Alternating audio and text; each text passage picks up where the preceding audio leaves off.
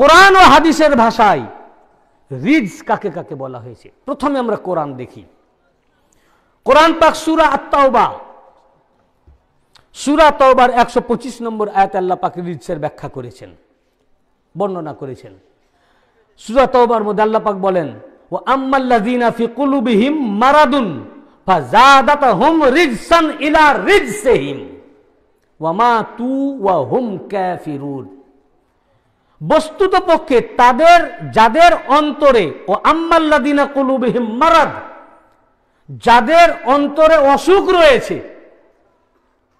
ব্যাধি রয়েছে, এটি তাদের একটা রিজ, অপবিত্রতা, এটা তাদের নাপাকি। আর অন্তরের কলবের ব্যাধি এমনই একটা নাপাকি যে আল্লাহ পাক যাদাতহুম রিজসান ইলা রিজসিহিম, এই নাপাকির কারণে আল্লাহ পাক তাদের নাপাকিকে, রিজকে আরো বাড়িয়ে দেন। ওয়া মাতু ওয়া হুম কাফিরুন, তারা কাফের, যাতে তারা কাফের অবস্থাতেই মৃত্যুবরণ করলো। অন্তরের ব্যাধি কি? ব্যাধি মানে অসুখ, রোগ। অন্তরের দিল, কলব, কলবের ব্যাধি কি? জ্বর, ঠান্ডা লাগা, মাথা ধরা। কলবের ব্যাধি কি? জ্বর, জ্বালা, সর্দি, মাথা ধরা, হার্টের অসুখ, ফুসফুসের অসুখ, এগুলো সব হচ্ছে বডির অসুখ, কলবের অসুখ নয়। কলবের অসুখ হচ্ছে নেফাক ও মুনাফিকি। মানে মুখ বলে এক, কলব বলে আর এক। বাহ্যিক দিক থেকে এই টুপি বলছে আমার পীর ভাই, ভিতরে দরবারের দুশ্মন, বুঝেছেন না? এই মুনাফিকি, নেফাক।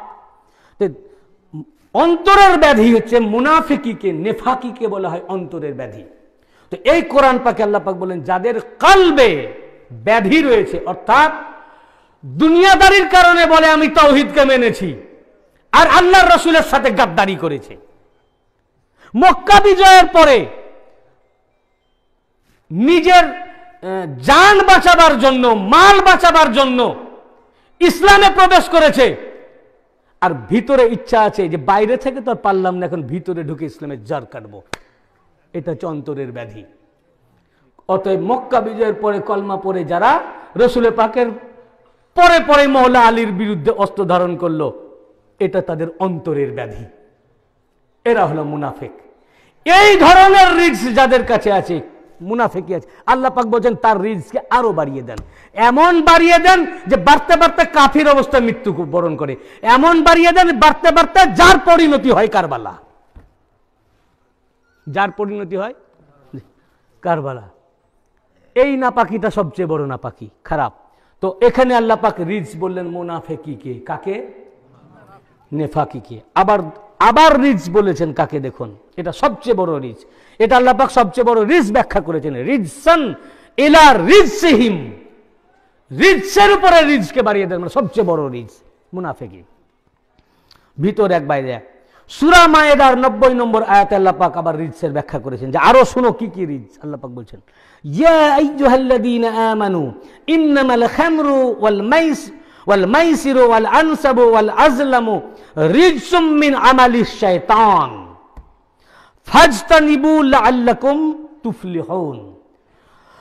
আল্লাহ পাক বললেন, হে ঈমানদার বান্দাগণ, মুমিনগণ, এই যে মদ, জুয়া, প্রতিমা মানে মূর্তি, ভাগ্য নির্ধারক স্বর, এগুলো সবই শয়তানের অপবিত্রতা ছাড়া কিছুই নয়, রিজ ছাড়া কিছুই নয়। তাহলে রিজ কি হলো? মদ রিজ, জুয়া রিজ, প্রতিমা মূর্তি রিজ, এগুলো সব হচ্ছে রিজ কোরআনের আয়াতে। এগুলো কি? রিজ। কি কি রিজ খালি সেটা দেখেন। এ তো গেল কোরআন থেকে রিজ। এবারে তাফসীরের আলোকে রিজ, এই আয়াতের তাফসীরে রিজ কাকে বলা হয়েছে? এই আয়াতের তাফসীরে প্রথমে দেখব তাফসীর আত-তাবারি, তাফসীর তাবারি ফি জামিউল বায়ান ফি তাফসীরিল কোরআন, সবচেয়ে পুরনো তাফসীরের কিতাব এবং সহি সনদের সাথে, তার 6ষ্ঠ খণ্ডের 22 পৃষ্ঠায় قال الامام ابو جعفر মুহাম্মদ ইবনে জারীর আত-তাবারি ফি তাফসীরিহি, তার তাফসীরের মধ্যে বর্ণনা করেছেন, ইয়াকুলুল্লাহু তাআলা ইন্নামা ইউরিদুল্লাহু লিইয়ুযহিবা আনকুমুস সুআ ওয়াল ফাহশাআ ইয়া আহলা বাইতে মুহাম্মাদিন ওয়া ইউতাহিরাকুম মিনাদ দানাস আল্লাযী ইয়াকুনু ফি আহলি মাআসিল্লাহ তাতহীরা। ইমাম আবু জাফর মুহাম্মদ বিন জারির আত-তাবারি তার তাফসীরে তাবারির মধ্যে বর্ণনা করেছেন যে আল্লাহ তাআলা আয়াত যে ইন্নামা ইউরিদুল্লাহু লিইউযিবানকুম রিজসা আয়াত নাজিল করেছেন, এই আয়াতে রিজ বলতে আল্লাহ পাক বুঝিয়েছেন হে আহলে বাইত, হে মুহাম্মদ সাল্লাল্লাহু আলাইহি ওয়াসাল্লামের আহলে বাইত, আল্লাহ পাক শুধুমাত্র চান আপনাদের থেকে রিজ মানে সমস্ত প্রকার খারাপ কাজ, সু মানে খারাপ কাজ, ওয়াল ফাহশা সব রকমের জঘন্য ও বেহায়াপনা থেকে আপনাদেরকে দূরে রাখেন, এবং সমস্ত প্রকারের অপবিত্রতা যা পাপীদের মধ্যে থাকে, সমস্ত প্রকারের অপবিত্রতা যা পাপীদের মধ্যে থাকে, এই সব কিছু থেকে আল্লাহ পাক আপনাদের পাক সাফ রাখেন। এ হলো রিজ, বুঝলেন? তাফসীর আত-তাবারি। ফের দেখুন, ওয়া যাকার আত-তাবারানি তাবারি বিসনাদিহি ইলা সাঈদ ইবনে কতাদা। ইমাম জারির আত-তাবারি সাঈদ ইবনে কতাদা রাদিয়াল্লাহু আনহুর সনদে বর্ণনা করেছেন যে আন্নাহু ক্বাল, তিনি বলেছেন, নিঃসন্দেহে বলেছেন, কওলুহু ইন্নামা ইউরিদুল্লাহু লিইউযহিবা আনকুমুর রিজসা আহলাল বাইত ওয়া ইউতাহিরাকুম তাতহীরা। ফাহুম, আল্লাহ পাক যে তাদেরকে সমস্ত প্রকার নাপাক থেকে দূরে রেখেছেন, ফাহুম তারা হলেন আহলু বাইতি তাহারাহুমুল্লাহ, আহলে বাইত পাক যাদের থেকে আল্লাহ পাক পবিত্র যাদেরকে রেখেছেন, কি থেকে? মিনাসসু সমস্ত প্রকার খারাপ থেকে, ওয়া খাসসাহুম বিরাহমাতিন মিনহু, এবং আল্লাহ পাক নিজের রহমত দ্বারা আহলে বাইত পাককে খাস করেছেন। নারায়ে তাকবীর, নারায়ে রিসালাত, নারায়ে হায়দারি, নারায়ে গাউস। সাজ্জাদ নাশির হুজুর পাক হযরত সৈয়দ শাহ ইয়াসুব আলী আল কাদরি, মেদিনীপুর দরবার শরীফ, আঞ্জুমানে কাদরিয়া, আলহাজ মাওলানা ওয়ালিউল্লাহ কাদরি সাহেব। আল্লাহ পাক নিজের রহমত দ্বারা এই আহলে বাইত পাককে খাস করেছেন, খাস মখসুস, কায়নাতে মখসুস পাক পঞ্জতনিয়া তাহার, এবং ওনাদের औलाद পাক হুজুর গাউসে পাক ইনারা। ফের ইমাম তাবারি এই রিজের আবার ব্যাখ্যা করেছেন, মাথা খারাপ হয়ে যাবে। ওয়া রুবিয়া আন আবি যায়েদ আন্নার রিজসা হাহুনা শায়তান। হযরত আবি যায়েদ রাদিয়াল্লাহু আনহু থেকে ইমাম তাবারি রিওয়ায়াত করেন যে, বর্ণনা করেন যে আবু যায়েদ রাদিয়াল্লাহু আনহু বর্ণনা করেন, নিঃসন্দেহে আল্লাহ পাক যে এখানে আহলে বাইত থেকে সমস্ত প্রকার রিজকে দূরে রেখেছেন, এখানে রিজ বলতে শয়তান, ইবলিস। আর এক রিওয়ায়াতে আছে শয়তানের ওয়াসওয়াসা, ওটাও রিজ। ফের এ তো গেল তাফসীরে তাবারি, ইমাম জারির তাবারির তাফসীর। শুধু আমরা একজনের তাফসীর দেখব না, এবার দেখব তাফসীর আস-সালাবি। শুধু আমরা একটা তাফসীরের উপরে নির্ভর করিনি। তাফসীর আস-সালাবি রিজের ব্যাখ্যায় তৃতীয় খণ্ডের 227 পৃষ্ঠায়। আপনারা বলবেন হয়তো কোনো আলেম যে এর তাফসীরের কিতাব আমাদের কাছে নাই, কোনো অসুবিধা নাই, আমার কাছে আছে, আসুন, সমস্যা কি? বরং আপনি যদি দেখতে আসেন আমি খুশি হব, আমি আপনাকে ধন্যবাদ জানাবো। কেন সবারই কাছে কিতাব থাকবে তার কোনো মানে নাই, এগুলো তো মাদ্রাসায় পড়াই না, এত বড় বড় কিতাব কি পড়াবে? সামান্য তফসিরে জালালাইন, সামান্য ছোট তফসিরের কিতাব, ওইটাই তো পড়াই না পুরাপুরি, তো এত বড় কিতাব কি পড়াবে? ফলে না থাকাটা দোষের নয়, আপনার না জানাটা দোষের নয়, জেনে না জানার ভান করে থাকা এটা সবচেয়ে বড় দোষ। কাজে আপনার জানা না থাকলে আসুন, আমারও অনেক কিছু জানা নাই, আমি কি সব জানি? আমিও আপনার কাছ থেকে অনেক কিছু জানতে পারি, আমিও জিজ্ঞাসা করব আপনার কাছ থেকে, থাকতে পারে যেটা আপনি জানেন আমি জানি না, এটা কি দোষ? এটা লজ্জার আছে নাকি? আমি সব জানি নাকি? তা আপনি যদি না জানেন, আপনার যদি জানার থাকে, আপনারা সাধারণ মানুষ তো দেখতে পারবেন, এ তো নারা আরবি, আপনারা তো পড়তে পারবেন না, জাবার জেরবিহীন। আমি আলেমদেরকে বলছি, আসুন, আমি খুশি হব, আপনাদেরকে আমি খুলে দেখিয়ে দিই, এবং আপনি এলে আপনাকে ধন্যবাদ জানাবো যে একজন আসলো আমার কাছ থেকে দেখে গেলেন। তখন আমি বার করে দিব, আপনি পড়বেন, আমি শুনবো। এর জন্য আমি আলেমকে ডাকছি, কেন তো যাবার জের নাই, নারা আরবি। তাফসীর সালাবি সব আমার কাছে এগুলো আছে, ওখান থেকে আমার এগুলো কোট করা।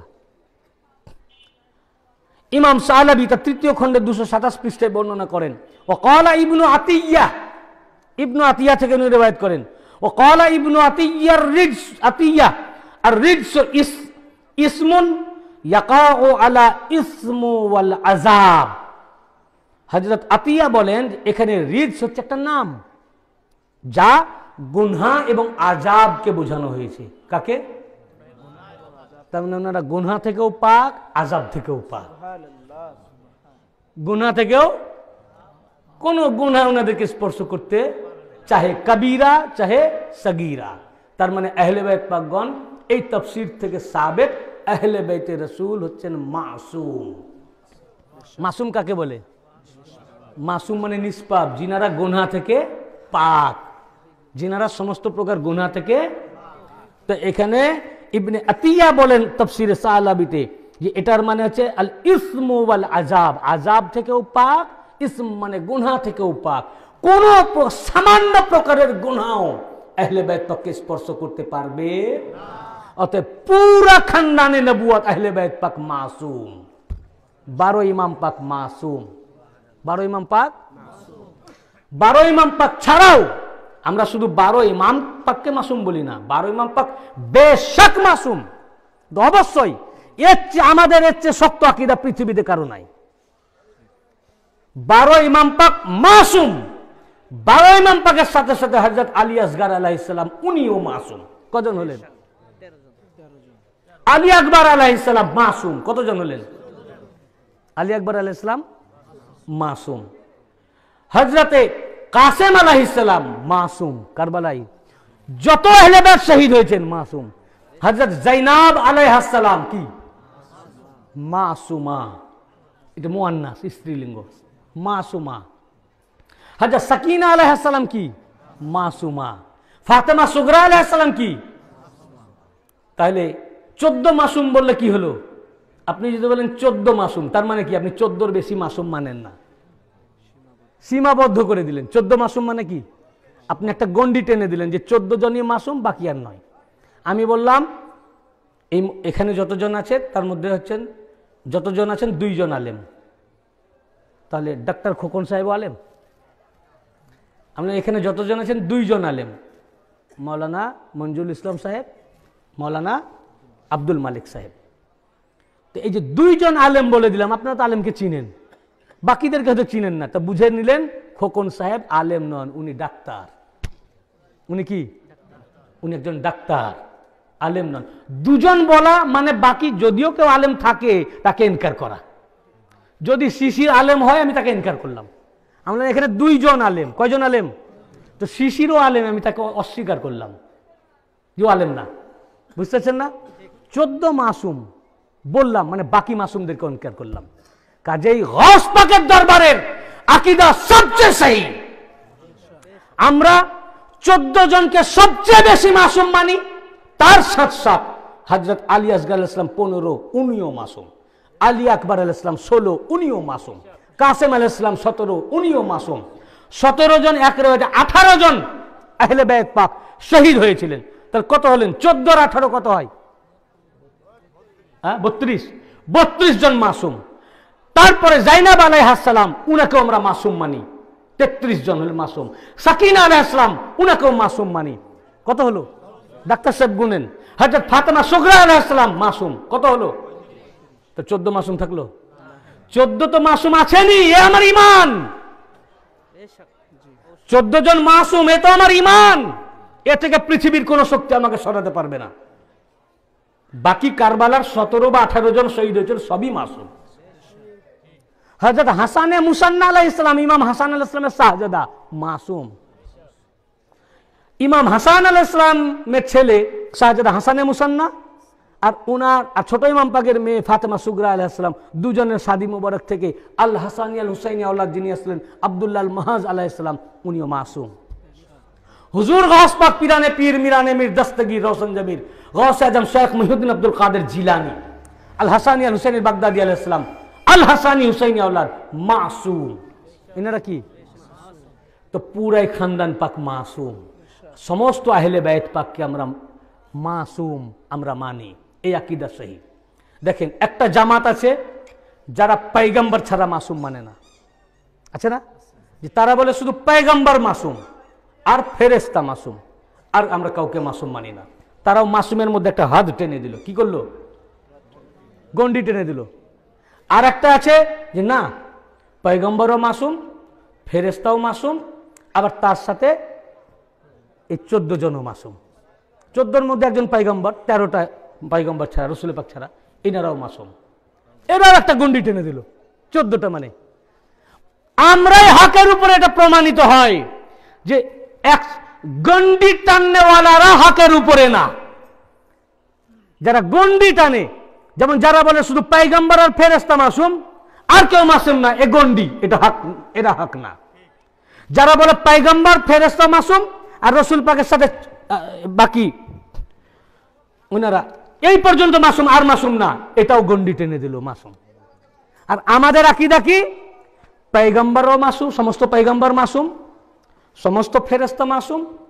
এনারা তো বলতে মাসুমই, বরং ইনাদের মাসুমিয়াতের চেয়েও আফজাল মাসুমিয়াত 14 জন, 14 জনের সাথে পুরো আহলে বাইত, সব আহলে বাইত, সব আহলে বাইত, সমস্ত আহলে বাইত এনারা হলেন মাসুম। এ হলো আমাদের আকীদা। আলী আসগর আলাইহিস সালামও আমাদের কাছে মাসুম। এই আকীদা হলো হক, গাউস পাকের আকীদা। বাকি পয়গম্বরদের মাসুমিয়ত আহলে বাইত পাকের মাসুমিয়ত থেকে, আহলে বাইত পাকের থেকে মাসুম কায়নাতে কেউ নাই। কারণ আল্লাহ পাক এইরকম আয়াত আর কারো জন্য নাযিল করেননি, এমনকি কোন পয়গম্বরের উপরেও নাযিল করেন নাই। আমি জোশের সাথে বলছি না, আমি রীতিমতো আমি মানে জ্ঞানে এবং দৃঢ়তার সাথে আমি বলছি। কারণ এই আয়াত পাক কোন পয়গম্বরের জন্য নাযিল করেননি, একমাত্র আমাদের পয়গম্বর এবং তার খানদান পাক ছাড়া। ইন্নামা ইউরিদুল্লাহু লিইউযহিবা আনকুমুর রিজসা আহলাল বাইত ওয়া ইউতাহহিরাকুম তাতহীরা। আল্লাহ পাক কেবলমাত্র চান হে আহলে বাইত আপনাদের থেকে সমস্ত প্রকার নাপাককে দূরে রাখতে। কাকে? একমাত্র আহলে বাইতের জন্য আয়াত পাক এসেছে। हर किस्म की रीड से नापाकी, मिथ्या, चुगली, যত প্রকার খারাপি, পাপ, গুনাহ সব থেকে আপনাদেরকে আল্লাহ পাক দূরে রেখেছেন। এই আয়াত পাক অন্যান্য পয়গম্বরদের জন্য নয়, একমাত্র রাসূল পাক এবং তার ঘরওয়ালার জন্য। অতএব কোরআনে বর্ণিত মাসুম একমাত্র নবী ও নবীর আহলে বাইত, তারপর উনাদের সদকায় বাকিরা। কি? উনাদের সদকায় বাকিরা। বুঝেছেন না? তো ইমাম সালাবি বর্ণনা করেছেন। এটুকু বুঝলেন কিনা? মাসুমের ব্যাপার ক্লিয়ার হলো। কাজেই আমাদের লোকেরা, আমাদের পীর ভাইরা অনেক সময় আবেগে কথা বলে, বুঝলেন না? 12 ইমাম 14 মাসুম, কথাটা তো খুব সুন্দর। আমাদের ইমামও বলা শুরু করে দিল যে তোমার পীর মাসুম না? তুমি যার হাতে মুরিদ হয়েছে উনি মাসুম না? গাউস পাক মাসুম না? তো তুমি তো ইনডাইরেক্টলি তোমার পীরকে অস্বীকার করলে, গাউস পাককে অস্বীকার করলে। কারবালায় যিনি সবচেয়ে মাসুম, 6 মাসের শিশু, যিনি আলী আসগর আলাইহিস সালাতু ওয়াস সালাম রক্তের বিনিময়ে ইসলামকে বাঁচালেন, তিনি মাসুম না? তা কে কায়নাতে মাসুম আছে? উনি যদি মাসুম না আছেন তো কাজেই বুঝে সুঝে কথা বলা উচিত। আর কারো কাছ থেকে কিছু শুনলেন আর আপনি গ্রহণ করলেন না, চোখ বন্ধ করে আপনার পীরের দরবারকে ধরে থাকবেন, আর কারো না। যা কিছু জানার মেদিনীপুর থেকে শিক্ষা নিন, দরবার পাক থেকে শিক্ষা নিন। এই দরবার আহলে বাইত পাকের দরবার, এখান থেকে যেটা শিখবেন হক, এর বাইরে সব না হক। আহলে বাইতের বাইরে, আহলে বাইত পাকের বাইরে সব না হক। যার কারণে ইমাম সালাবি, আমার তাফসীরটা শেষ হয়নি, বলছেন قال ابن عطية الرجس اسم يقع على الاسم والعذاب وعلى النجاسة وعلى النقائص فذهب الله জামিআ যালিকা আন আহলিল বাইত। ইবনে আতিয়া বলেছেন এখানে রিজস মানে হচ্ছে গুনহা এবং আযাবকে বলা হয়, এবং অপবিত্রতা নাজাসাত সমস্ত প্রকারের দৈহিক যে নাজাসাত তাকে বলা হয়, আর নাকায়েস সমস্ত প্রকার দোষ ত্রুটি এ সমস্ত কিছুকে বলা হয় রিজস। সুতরাং আল্লাহ তাআলা অতএব ফাযহাবাল্লাহু জামিআ যালিকা আন আহলিল বাইত, অতএব আল্লাহ পাক এই সমস্ত প্রকার নাপাক থেকে আহলে বাইতকে দূরে রেখেছেন। তাফসীর আস-সালাবী। বুঝতে পেরেছেন না? আপনাদেরকে কি বোর লাগছে, বিরক্ত? এগুলো জানা দরকার কিনা? আসলে বিরক্ত লাগতে পারে, আমি ভাই সুর করতে তো পারি না, হ্যাঁ গান করতেও তো পারি না, আর এত বড় আমার বাবরি চুলও নাই, বুঝেছেন না? এগুলো আমার, আপনারা তো শুধু ওয়াজ শুনছেন না, all over world live telecast হচ্ছে। এ ওয়াজ কানাডা, মালয়েশিয়া, সিঙ্গাপুর, তারপরে সৌদিয়া, বিভিন্ন দেশ থেকে সবাই শুনছেন, অনেক আলেমরাও শুনেন, অনেক পীর ও মাশায়েখগণও শুনেন। কি করে বুঝলাম? সে পীর মাশায়েখগণও আমাকে কমেন্ট করেন। যারা যে সমস্ত বুজুর্গ আদমি ও পীর মাশায়েখ বিভিন্ন জায়গা থেকে শুনছেন, আমি আপনাদেরকে এর জন্য অনেক ধন্যবাদ জানাই এবং আপনাদেরকে আমি সালাম জ্ঞাপন করি যে আমার মতো একজন গুনাহগার নাচিজ বান্দার ওয়াজ দুনিয়ার বিভিন্ন জায়গা থেকে অনেক পীর মাশায়েখরা শুনছেন। এটা এই যোগ্যতা তো আমার না, এটা একমাত্র আমার মুর্শিদ বলাচ্ছেন আমাকে, আমার শায়েখ আমাকে বলাচ্ছেন। এই বক্তব্য বিভিন্ন জায়গা থেকে শায়েখ ও মুর্শিদগণ, পীর মাশায়েখগণ শুনছেন। কাজেই যারা যারা দূর থেকে পীর মাশায়েখরা শুনছেন তারা খাস করে আমার সালাম নেবেন এবং আমার তাদের প্রতি সশ্রদ্ধ ভালোবাসা ও ভক্তি। এ তাফসীর সালাবী। ফের ইমাম নববী কি তাফসীর করেছেন দেখুন। ইমাম নববী আজিম মুহাদ্দিস ও মুফাসসির, তার আন-নববী ফি শারহ সহিহ মুসলিম, মুসলিম শরীফের সারাহ গ্রন্থ, ব্যাখ্যা গ্রন্থ মুসলিম শরীফের 15তম খণ্ডে বর্ণনা করেছেন যে وقال الإمام النووي قيل هو الشق وقيل العذاب وقيل الإثم। ইমাম নববী বলেছেন যে রিজ বলতে বলা হয়েছে শক, সন্দেহকে, এবং আযাবকে, এবং ইসম, গুনাহকে। তার মানে মনের মধ্যে যদি সন্দেহ থাকে, সন্দেহটাও রিজ। আল্লাহর প্রতি, রাসূল পাকের প্রতি, আহলে বাইত পাকের প্রতি যদি মনে হয় কি জানে হ্যাঁ এটা হতে পারে, আবার না কি জানে নাও হতে পারে। তাই তো মুআবিয়া মওলা আলীর সাথে যুদ্ধ করেছিল, তো সাহাবী তো ছিল, কাজে তো কিছু বলা যাবে না, না আবার তো যুদ্ধ করেছে, বলছে তো হাদিস কোরআন আছে, তাহলে তো সে সাহাবী থেকে খারিজ হয়ে গেল, তাহলে তো সে কাফিরই হয়, তাহলে তো মুনাফিকই হয়, তাহলে তো সাহাবী বলা যাবে না। কিন্তু সব তো সাহাবী বলছে, তাই তো কি করা যাবে? এই যে সন্দেহ, সে কাফেরও বলছে না, মুমিনও বলছে না, এই যে সন্দেহ ঢুকে গেছে, এটাও রিজ। কি বুঝতে পেরেছেন না? তাই তো ওহিও তো লিখতে শুনেছি, হ্যাঁ, আবার বলছে সাহাবী ছিল, আবার মুসলমানদের মামু বলছে। বুঝতে পেরেছেন না? হযরত আব্দুর রহমান বিন আবু বকর মুসলমানদের মামু হলেন না। রাসূল পাকের যাকে জলিলুল কদর সাহাবী বলে, পহলা খলিফা, হ্যাঁ, পহলা খলিফা হযরত আবু বকর রাদিয়াল্লাহু আনহু, তার সাহেবজাদা হযরত আব্দুর রহমান, সে মুসলমানদের মামু কোন কেউ বলে না।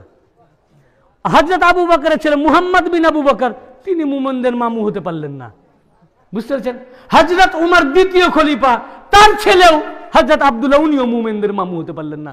শেষে মক্কা বিজয়ের পরে মুআল্লিফাতুল কুলুব, ঠেলার নাম বাবাজি, যে কলমা পড়ল, সে হয়ে গেল মুসলমানদের মামু। আরে যারা মুসলমানদের মামু বলে তাদের কিতাবেই লেখা আছে তাকে মামু বলা যাবে না। কানজুল ইমান খুলে দেখো, পড়ো, এটা পড়ে না, দোষ আমাদের দিকে দেয়। কানজুল ইমান ওয়া খাজাইনুল ইরফান এবং তাফসীরে নাঈমি, ইয়ার আহমদ খান মুরাদাবাদী তার তাফসীরে নাঈমিতে লিখেছেন।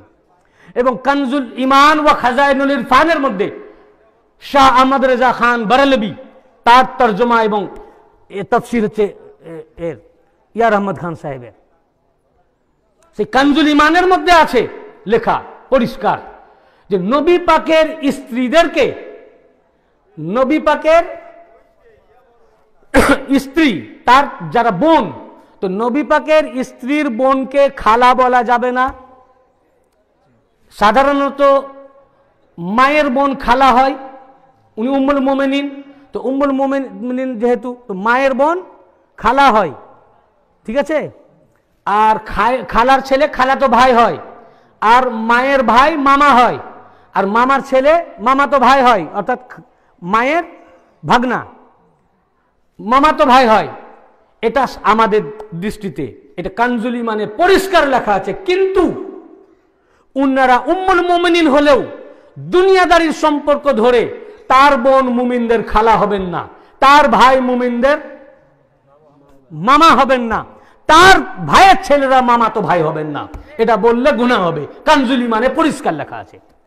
বেরিলির বই মানে না, তোমার নিজের বইয়ের উপরে ফতোয়া দাও, বুঝতে পেরেছেন না? তোমাদের তাফসীরের কিতাব যদি বলো খুঁজে পাই না, আসো আমার কাছে, কানজুল ইমানও আমার কাছে আছে, সবই আমার কাছে আছে। যাই হোক, প্রসঙ্গক্রমে চলে গেলাম ওইদিকে। তো শাক, সন্দেহ, আযাব এবং গুনাহ এগুলো সবই হলো রিজ। এটা কে বলেছেন? ইমাম নাবাবী মুসলিম শরীফের সারাহ গ্রন্থে একথা উল্লেখ করেছেন। ফের ইমাম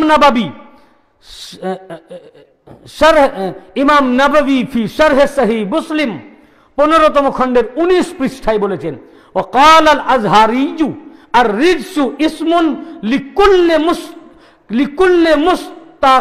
মুস্তাকজিরিন মিন আমালি ওয়া গায়রিহি। ইমাম আবু মনসুর আল আজহারি বলেন যে রিজ হচ্ছে একটি নাম যা সমস্ত প্রকার নাপাক আমল এবং খারাপ আকীদার জন্য ব্যবহৃত হয়। অতএব এই সব কিছু থেকে আহলে বাইত পাককে আল্লাহ দূরে রেখেছে। তাহলে কি কি হলো? এতক্ষণ তো আমি খালি আরবি পড়ে গেলাম, গুনেছেন? গুনেননি? যা ভুলে গেছেন? আচ্ছা, আবার বলছি, এবার গুনেন। কোরআন এবং তাফসীর দুটোকে মিলিয়ে কি কি রিজ হলো? রিজ হলো কুলুবিহিম মারাদ, অন্তরের ব্যাধি, মানে মুনাফিকি। তো মুনাফিকিটা হলো রিজ। মদ কটা হলো? জুয়া, প্রতিমা, ভাগ্য নির্ধারক স্বর, খারাপ কাজ, যা যা আগে সব আরবি পড়লাম তার এবার ভাগ্য নির্ধারক স্বর। আচ্ছা, সমস্ত প্রকার খারাপ কাজ, সমস্ত প্রকার জঘন্য এবং বেহায়াপনা, গুনহা মানে পাপ কাজ, আযাব, তারপরে নাজাসাত দৈহিক নাপাকি, দোষ ত্রুটি, সন্দেহ, নাপাক আমল, খারাপ আমল, বদ আমল, খারাপ আকীদা এবং শয়তান ইবলিস, সব হচ্ছে নাপাক, সব হচ্ছে কি? এটা কোরআন এবং হাদিস ও তাফসীরের ব্যাখ্যায় এগুলো সব হচ্ছে রিজ।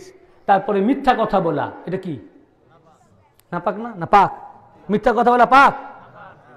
পবিত্র? বলুন না, কি? অপবিত্র, নাপাক। তো মিথ্যা কথা বলা না, হিংসা করা এটাও একটা মুনাফিকি। বিদ্বেষ নাপাকি, ঘৃণা করা নাপাকি, এসব নাপাকি। আল্লাহ তাআলা কোরআনে বললেন ইন্নামা, अल्लाह का इन्नमा युरिदुल्लाह, अल्लाह का इरादा सिर्फ यही है। अल्लाह पाक केवल मात्र चान, इन्नमा युरिदुल्लाहु लियुदहिबा আনকুমুর রিজসা, আল্লাহ পাক কেবল মাত্র চান হে আহলে বাইত আপনাদের থেকে সমস্ত প্রকার নাপাককে দূরে রাখতে। আল্লাহ পাক কেবল মাত্র চান আপনাদের থেকে সমস্ত প্রকার রিজকে দূরে রাখতে। অর্থাৎ হে আমার আহলে বাইত, আল্লাহ পাক কেবল মাত্র চান হে আহলে বাইত আপনাদের থেকে মুনাফিকিকে দূরে রাখতে, কুফরিকে দূরে রাখতে, শিরককে দূরে রাখতে, মদকে দূরে রাখতে, জুয়াকে দূরে রাখতে, প্রতিমা মূর্তিকে দূরে রাখতে, ভাগ্য নির্ধারক স্বরকে দূরে রাখতে, খারাপ কাজকে দূরে রাখতে, সমস্ত প্রকার জঘন্য ও বেহায়াপনাকে দূরে রাখতে, গুনাহকে দূরে রাখতে, পাপকে দূরে রাখতে, আপনাদের থেকে আযাবকে দূরে রাখতে, দৈহিক অপবিত্রতাকে দূরে রাখতে, সমস্ত প্রকার দোষ ত্রুটিকে দূরে রাখতে, সন্দেহকে দূরে রাখতে, নাপাক আমলকে দূরে রাখতে, বদ আকীদাকে দূরে রাখতে, শয়তানকে দূরে রাখতে, মিথ্যাকে দূরে রাখতে, চুগলিকে দূরে রাখতে, হিংসাকে দূরে রাখতে, বিদ্বেষকে দূরে রাখতে, ঘৃণাকে দূরে রাখতে, যত রকমের খারাপি, সমস্ত প্রকার নাপাক খারাপ আপনাদের থেকে